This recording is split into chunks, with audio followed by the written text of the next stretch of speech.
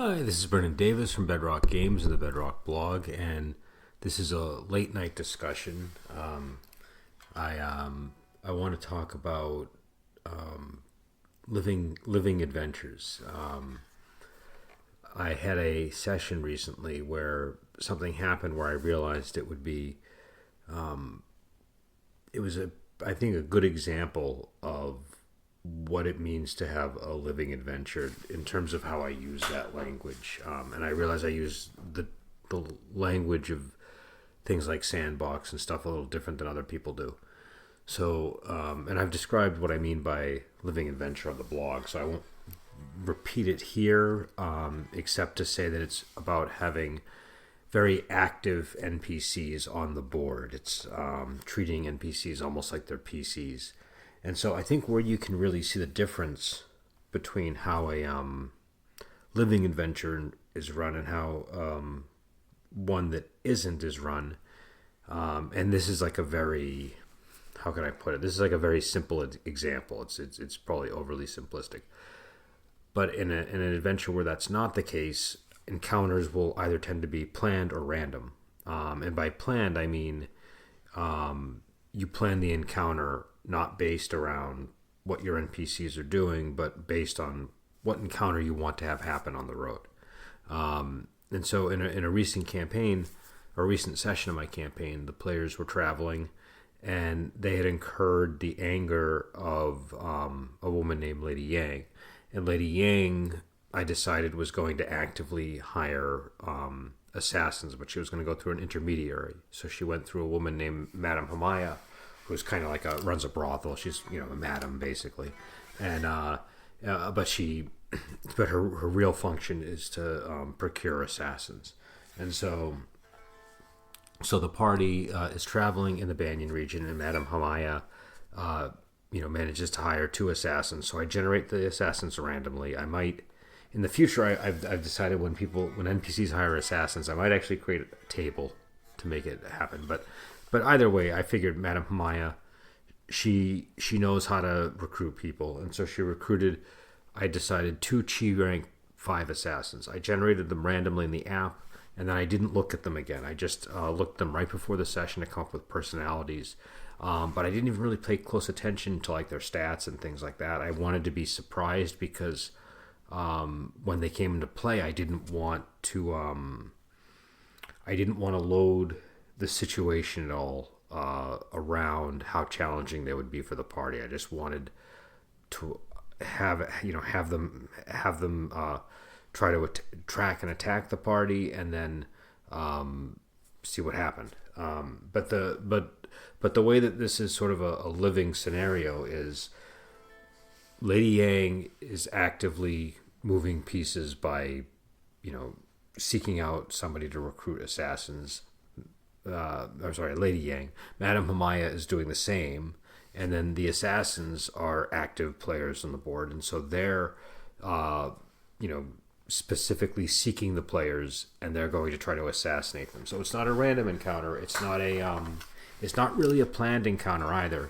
It's what in the Feast of Goblins book was called a Wandering Major encounter, and it's basically an NPC who is doing the sort of thing you would expect a PC to do in a game. The PCs are going to try and get the drop on the Duke, that kind of a thing. And so that's the sort of thing that you're looking for. Now, on top of that, this was a little bit more complicated because in addition to, and I apologize for my noodling, I figured because it's a late night podcast, I would just, be, I would do it with the guitar in my hand. But in addition to the whole thing with the 2 assassins, the players had an interaction with the Mystic Sword Sect, who were very impressed with the party because one of their members was a disciple of Jade Swallow, who they greatly admired. And so again, this was another situation where playing Lady Whiteblade very actively, I realized that if she knew that her disciples had met on the road the disciples of Jade Swallow, she would want to make sure that while they're in the Banyan region that they were protected. So she sent people to follow them And what I did was I had the players make detect rolls. I was secretly making detect rolls for them to see if they noticed. And their orders were to not do anything, unless absolutely necessary. And so that when these assassins chose to attack them, they initially let the assassins make their attacks just to see what was going to happen because they didn't want to blow their cover. But once things got out of hand, they stepped in, and you can look at the session log on the blog, and that'll you'll see what the scenario was. But again, that's it, and again, these are things that can happen from random encounters. They can happen from planned encounters, but they're different in how they come about, and they come about more in the way that things players do are things that NPCs do in a living adventure, and that's really what it comes down to. And again, when I'm running a sandbox like that, I don't always run sandboxes, but when I run sandbox, particularly for something like Wandering Heroes of Ogregate, the thing that I'm trying to achieve, the thing that I'm trying to get away from, is what I want to be surprised by outcomes as much as the players are. I don't want anybody to be married to something that needs to happen. I don't want players thinking, oh, we need to confront a big bad now, or we need to have this climactic battle, or we need to go and get some kind of redemption, or this needs to happen. I want everybody to be surprised by stuff. I don't want it to feel like I'm handing them my notes, and I don't want to feel like I'm getting their notes either. I view a good sandbox as an act of discovery for both parties, and kind of a chemical reaction between the player characters, the NPCs, and all of these other moving parts and elements. And so again, if you are interested in the scenario I described, you can check out the blog. It's the 9th session of the Paths from Nowhere campaign. And I might come back on here and talk about this a little bit again too, because I've been trying to clarify for people what I mean when I talk about these things. I try to be clear, but I think because a lot of these terms have kind of a preloaded meaning, sometimes my meaning gets a little bit confused. So again, the basic concept here is the idea of the living adventure, which for me was sort of how I got away from railroading.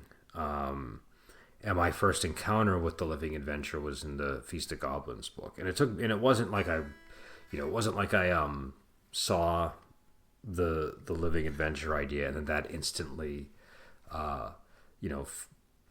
remedied the problem of railroads in games for me, because I was GMing in the era of the 90s where there was a lot of railroads. I think people that cut their teeth in the era that I did kind of had a similar trajectory where there was a lot of heavy-handed railroading, and then by the 2000s it was it was a different kind of railroading. I don't want to get too deep into it on this podcast, but it was sort of like we went from one type of railroading to another, and by that point I was just very tired of it.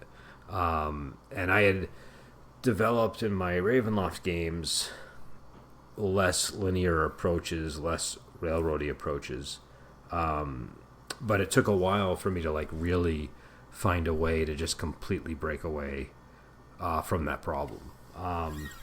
And so again, for me, the living adventure is an important component of how I see a sandbox working. And I think the other thing about the living adventure is it really helps retain a lot of the dramatic elements that I like, but without being railroady or heavy-handed about it. It's more about how you have these characters in the world responding to the player characters, and drama, I think, really comes out of conflict between characters anyway. So that just kind of naturally arises. But it's a naturalistic kind of drama. It's not like it doesn't feel artificial to me. So that's the topic for today. And again, late night late night podcast, so these are meandering. And again, I mentioned this in the last podcast. If I'm not being clear when I speak, I apologize. That's been happening, and so I'm trying to enunciate clearly, but it's my enunciation has not been good lately. In terms of things coming up, Strange Tales of New England is I mean, again, it's I always say this, and I say it for like 6 months while I'm sort of doing final touches on stuff, because I always have designer disease with these things. But Strange Tales of New England is pretty much done. I really just have to like buckle down and like do the little revisions that I want to do. But I could tomorrow just hand it to Adam and get edits done. But I have some revisions I want to do, and I'm kind of slow about it. And I also have, as always, the Sons of Lady 87 book is out. It's been out for about, I think, a year now, maybe longer. But I think it's a really good example of the Ogre Gate campaigns and how they operate. And something that I'm also trying to encourage people to do is check out Strange Tales of Songling. I know that came out a while ago, but it came out like literally when the pandemic started, and I didn't really ever get it. I never quite got the chance to promote it the way I would normally promote a game. And so if and I think it's one of our stronger games, so I'm trying to encourage people to check it out. And again, I noticed some people downloaded the Banshee Tree Adventure this month. Normally there's like a handful of them, but there was quite a few this month. So I don't know what triggered that, but if you downloaded the Beneath the Banshee Tree Adventure for Sartorius, thank you. For those who don't know what it is, you can go check it out. It's a pay what you want adventure, so you can get it for free, and it's kind of like a mystery adventure for the Sartorius game. But I have a feeling that you could probably adapt it to other systems and stuff. Sartorius is kind of a game where players have almost like godlike powers. They're sort of like spellcasters, but their spells are a product of having a sort of divine spark in their soul, and they can grow in power and divinity as the game goes on. And that's actually where the Wandering Heroes of Ogre Gate system was born. Really, is from the Sartorius system. So anyways, I will let you go, and until next time, I will talk to you later.